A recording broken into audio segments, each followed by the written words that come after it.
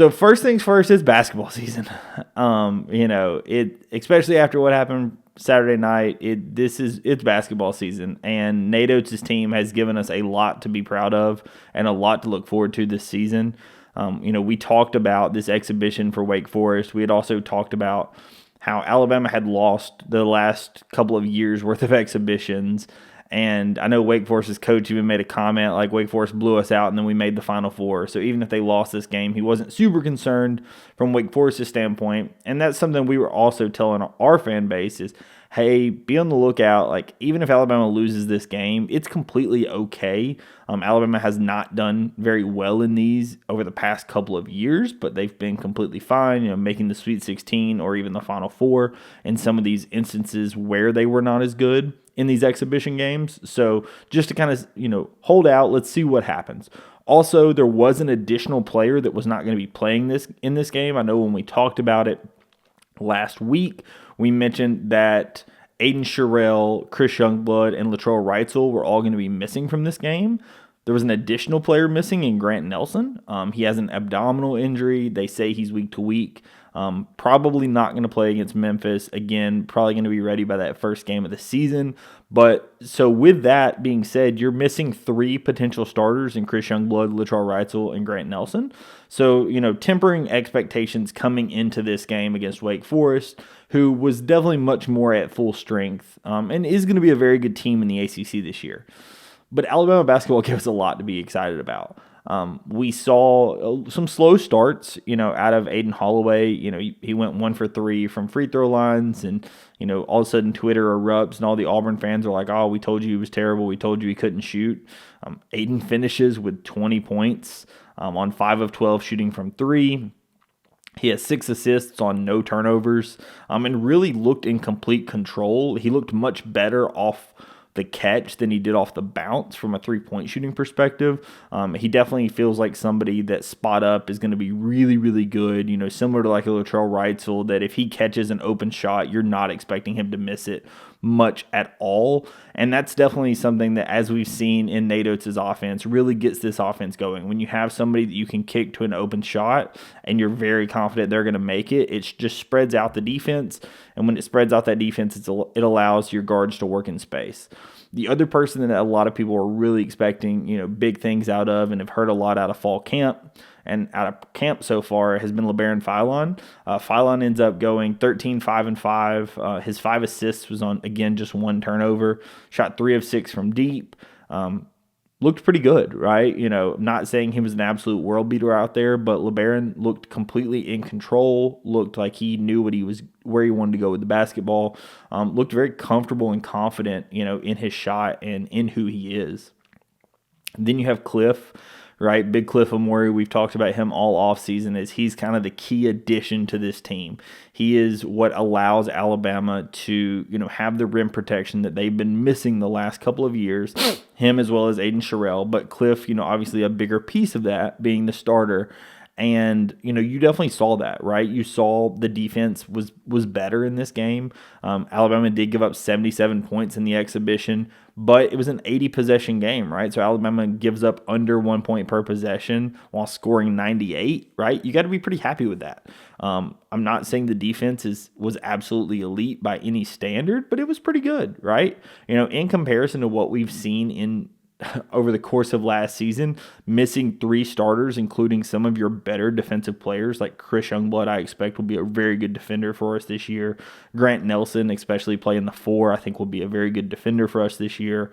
Latrell Wrightsell was very good at perimeter defense last season. These are some of your key defenders and key players that were missing, and the defense still was absolutely okay, right? Especially for a charity exhibition that's happening 2 weeks before the season even starts.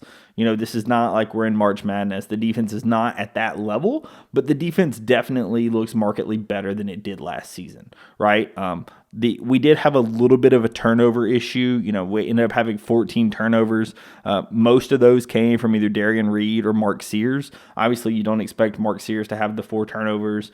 Darian Reed really felt he was really, really good on defense. There were a few moments where he had some really big block shots, saved a ball in what was one of the greatest sequences that we could have expected out of Alabama basketball, where Nas Cunningham ends up missing a three on one end. Then we get down to the other end. Darion Reed blocks a shot, saves it from going out of bounds, throws it to Mark Sears, who does a throw up, alley-oop lob to Cliff Amore in, defense leading directly to offense, right? It kind of shows the potential of this team and what the defense, if it is as good as it can be, what it can lead to, right? And I think that's really kind of the goal of a Nate Oates team, is to play fast, but a lot of that is having the defense be able to create turnovers, and then those turnovers leading to fast breaks on offense, and those either being open, uncontested dunks or layups, or potential open threes by top shooters that just are unguarded, right? You definitely saw a little bit of a defensive intensity out of Mark Sears that you saw at times last year, but you didn't see every game. Mark got a steal and started clapping and definitely was super intense. And Nate mentioned it, right? There was something that he really sees. He sees the defensive intensity. He sees the players trying, obviously defending at the level that they're trying to be so that Alabama can have the defense he wants it to be, right? Because this offense, with the team that we have put together, this offense is going to be good. There's no doubt in my mind this offense is going to be really, really good.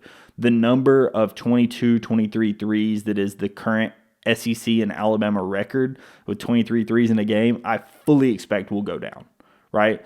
Alabama went 19 of 46 in this game, and that is not including missing Grant Nelson, who can absolutely hit shots, Chris Youngblood, an over 40% three-point shooter, and Latrell Wrightsell, arguably one of the best shooters in the entire country. He was fourth in efficiency last season. Again, an over 40% three-point shooter, right? You're missing those three guys, and you still shot 19 of 46 in this exhibition, right? There are going to be games where Alabama is going to put up a lot of threes, right? They have the skill set to do it. They have the players to do it. And there's multiple guys on the floor that are able to put them up and able to make them at a high clip, right? So the offense will be good. The limiting factor of this team is how good is the defense, right? That's the reason you bring in Cliff Amore. It's the reason you bring in Chris Youngblood. It's the reason you convince Mark Sears and Grant Nelson to come back. The experience of these guys is huge, and that, them knowing, hey, this is what it takes to be a good defense is what it's going to take to be able to, reach the ceiling that this team has, because the offensive ceiling of this team is absolutely elite. They end up scoring 98 points. They end up, shooting 41.3% from three, right? Over 40% from three, you're going to be happy with all the time. They shot 73% from free throw, which isn't great, but not terrible at all. Again, that included Aden Holloway missing a couple. You're not expecting your shooter that's that good to miss two very often. Darion Reed actually was really good from the stripe. Mark Sears, 5 of 6 from the stripe. Jaron Stevenson, only 2 of 4 from the stripe. So, you had some guys that are really better shooters than what they shot from the free throw line, right? This is a situation where Alabama is a very good team, and it's going to be just making sure that they get all the pieces put together. And again, you did not see all those pieces due to the injuries, right? You did not see all those pieces. And some of these are legitimate injuries. Some of these are precautionary style things.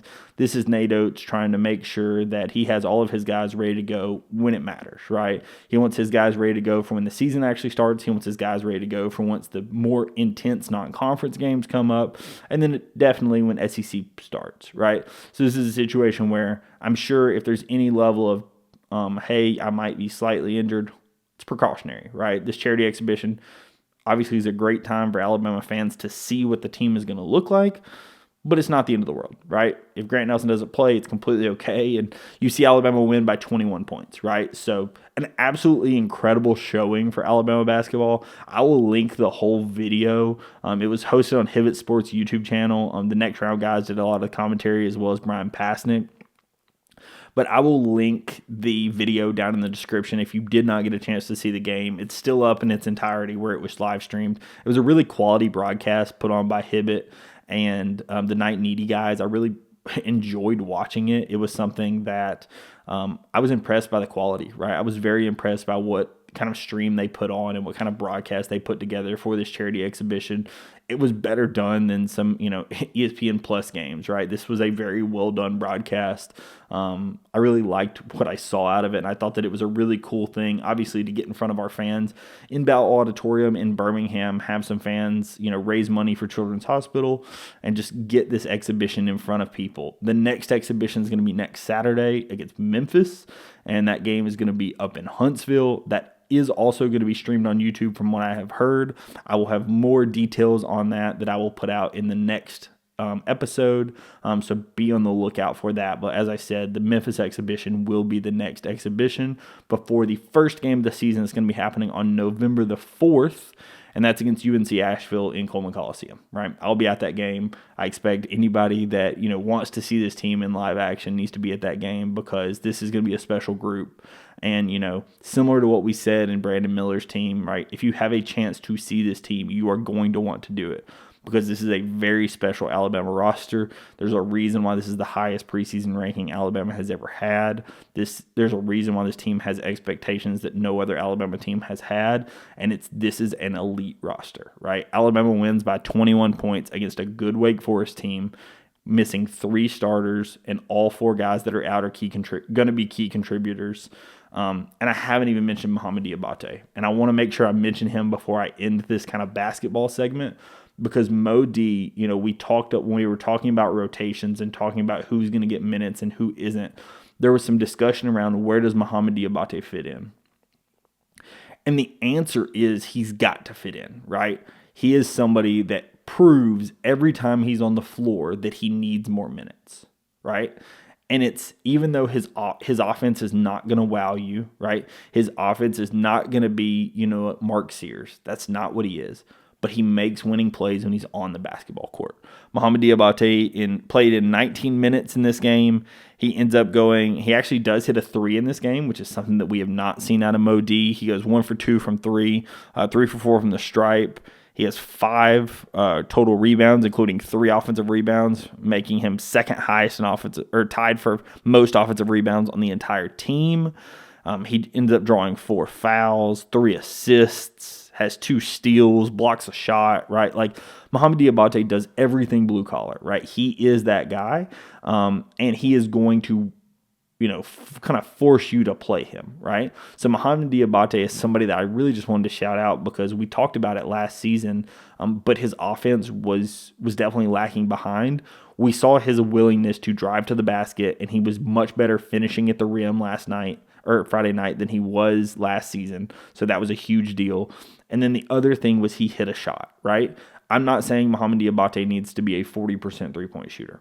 But if he's a 30% three-point shooter, where he at least makes you, if you're going to leave him wide open, he can hit one, that's a big deal, right? Because that's much better than what you had last season, where last season people wouldn't even have to come out to him because he was a 10% three-point shooter, right? If you can just have him hit some shots when he's wide open, that's absolutely massive. And then his ability still to drive to the basket, draw fouls, complete and ones, finish around the rim, that's huge, right? Absolutely massive. He can guard 1 through 5. He has that level of intensity and that level of defensive effort. So he is somebody that will be on the court, right? I don't want to say exactly how many minutes, because I'm sure it will be determined based on the game, right? But there will be games similar to that Grand Canyon game that we saw at the end of last season, where you need somebody that's just going to make a defensive play. And I can guarantee you Mohamoud Diabate will be on the court. Similar to Darion Reed, no matter what his offense looks like, right? And his offense currently is a little behind his defense. But no matter what his offense looks like, if he continues to make the blue collar and effort plays that we saw in that Wake Forest game, he will be on the court, because his defense is undeniable, right? You know that he has the offensive talent, but the defense is undeniable, right? And that's what Nate Oates was looking for when he built this roster, was he needed people that could not only play offense, but could also defend. And he definitely has that in both of these guys. I thought that what I saw out of both of them was absolutely incredible. But like I said, Mohamoud Diabate needed the shout out, needed absolutely all the praise that he's going to get. The 2 guys that are probably going to be kind of on the outside looking in, if I had to point to people on the outside looking in for this roster, are probably going to be Nas Cunningham, which is kind of no surprise. and maybe Houston Millett. I've heard some rumors potentially even of a red shirt. I'm not sure as it relates to Chris Youngblood being out. That may change things, but Houston Millett and Nas Cunningham, personally, if I'm pointing out two players as of this very moment that it's harder for me to see minutes for, those are the two that are the hardest for me to see minutes for as we get down the stretch. Not to say that they would not play at all, because I definitely think that both of these guys have the ability to score and have the athleticism and ability to defend, right? They absolutely both do. I just think currently, as the roster makeup is, it's the hardest to find minutes for those two guys. Everyone else's minutes, kind of, I can see very clearly where you're going to play them, who's going to, if somebody's not defending as good, you put in somebody that's putting in more effort, right? Like that stuff all makes sense to me. Those are the two guys that for me are the hardest to find the minutes for. So that's what I want to talk about with Alabama basketball. We will cover the Memphis scrimmage again next episode, and we will talk about it after it happens. I will, of course, give a full breakdown of UNC Asheville. I will also be doing the pregame threads on Twitter and on Substack that I did last season. So if you did enjoy those, please stay subscribed to the channel here or follow me over on Twitter or Substack, because all of that will be coming out for Alabama basketball this season. I'm going to do exactly what I did last season in terms of basketball. We're going to do pregame breakdowns and postgame breakdowns of all Alabama basketball games. So like I said, if you do enjoy the Alabama basketball content, please subscribe. It's not going anywhere. I will be at all of these, all of the home games and maybe some away games as well. So stay with me. I promise I will get these put out as soon as possible.